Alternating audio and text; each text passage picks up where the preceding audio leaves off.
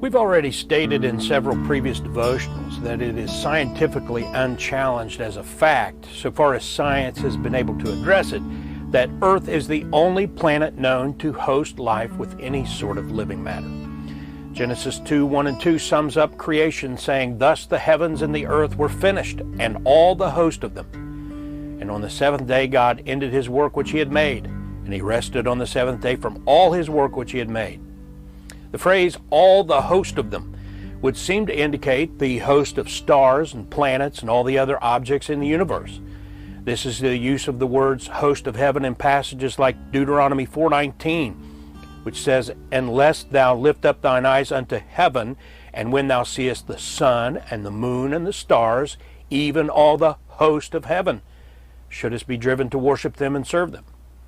There's no indication that this sort of creation event took place anywhere else in the universe.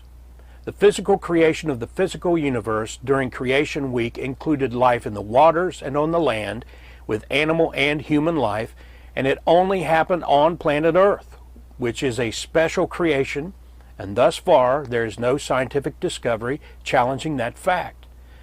But we haven't talked previously about the actual scientific data that's been collected as of the time of this video, and several have asked, so we thought you'd be interested in knowing just how many planets have been studied.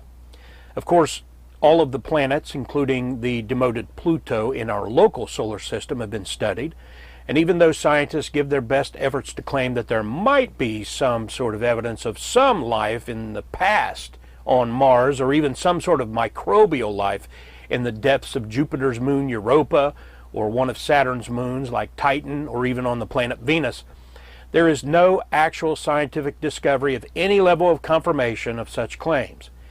You'll read bogus comments like, "Several celestial bodies show promising signs of potential habitability."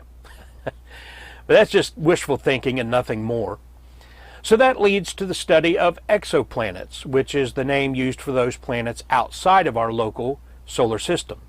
And the fact is, as of October of 2025, which is the most recent statistics that I could find, scientists claim to have found nearly 4,500 planetary systems.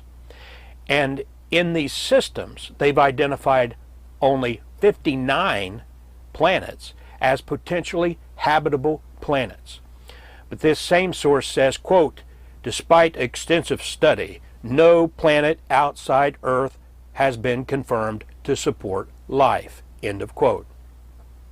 And on NASA, it has a page called The Search for Life on its website, admits plainly, quote, "We haven't found a planet that can support life like Earth.